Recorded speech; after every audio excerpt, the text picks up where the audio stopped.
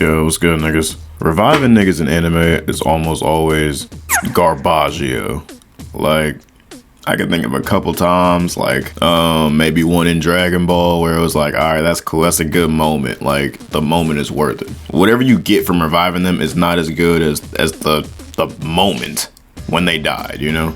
But yeah, I can't name the amount of times I done heard a nigga say he wanted, fucking Jiraiya to be revived, or Anonymous in like the weird ass Kenjaku, whatever the fuck, Dee-Dee-Da type of shit.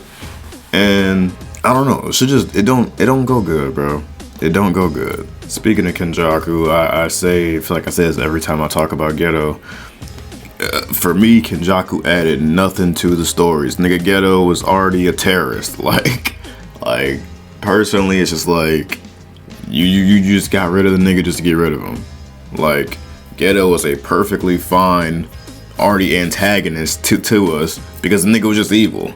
Now we need an old nigga who used to be a he, she, what woman. I don't know. He could have just been anybody the fuck else besides Geto. But yeah, in the death of Geto wasn't even super dramatic. It wasn't like something that they showed a lot. It wasn't like a Uchiha massacre where they show that bitch every 30 episodes.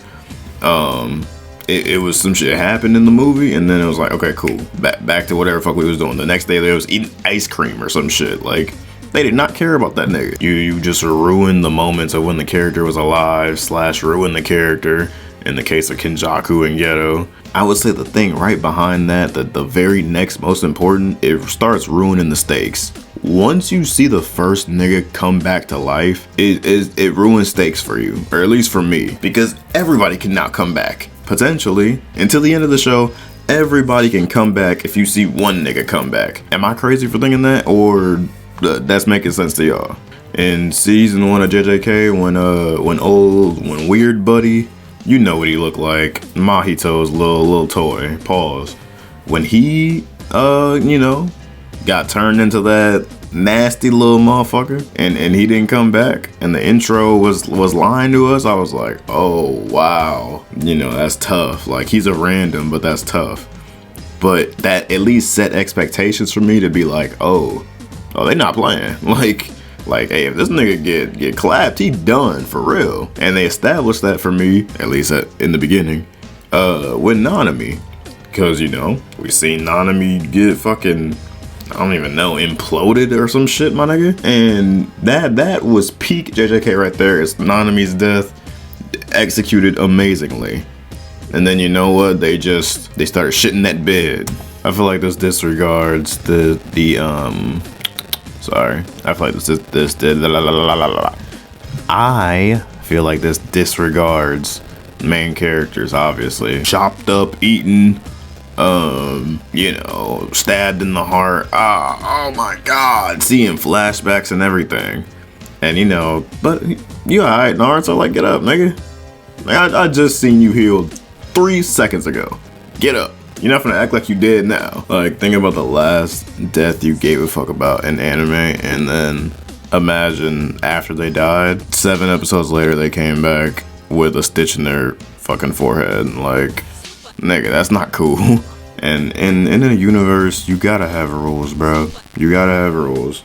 I can only do this move when the sun's out. I'm only strong when I'm around water. You know what I mean? Like, all types of goofy ass shit. Like, this is just an auto rule breaker.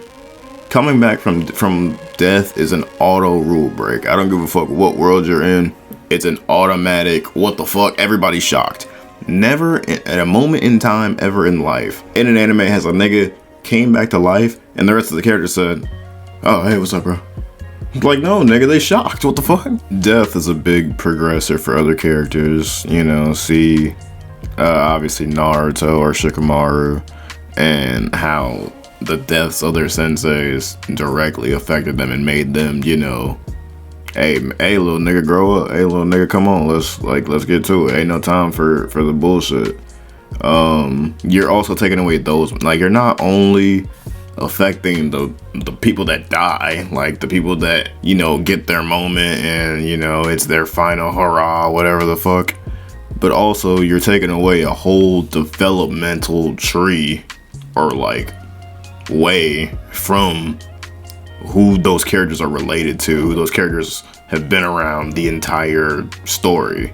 If Jiraiya didn't die, fucking Naruto would have never, gotten dead ass serious about this shit and like, really turned into who he's turned into. Obviously, nigga's still a goofball, but like, goofball, what the fuck am I, white? Regardless, bro, all that development comes back and it just like, it shits on the whole moment. Like, you know what I mean? Imagine Gohan came back after Trunks was sitting there crying in the rain with this nigga in his arms. Imagine a few days later, and Gohan came back and said, "Hey, what's up, nigga? Hey, let's go run this shit. Let's beat these niggas." What? That's are only good when they are final. When it has some weight to it, not when it's just thrown around just because we ain't had a nigga die in 100 episodes. So the next time a nigga is eating some dirt, let the nigga keep eating dirt.